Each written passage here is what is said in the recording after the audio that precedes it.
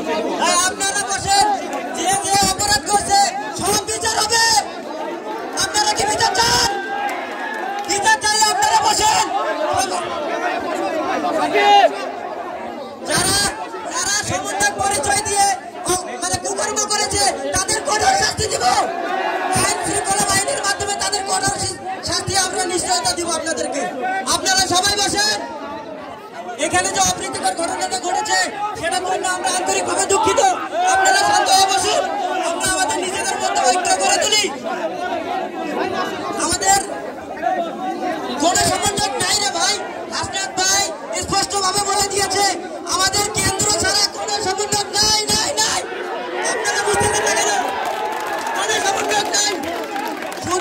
শুধু আমাদের কেন্দ্রীয় সমন্বয় কমিটি আছে, এছাড়া কোনো স্কুল কলেজ জেলা কোনো কমিটি নাই।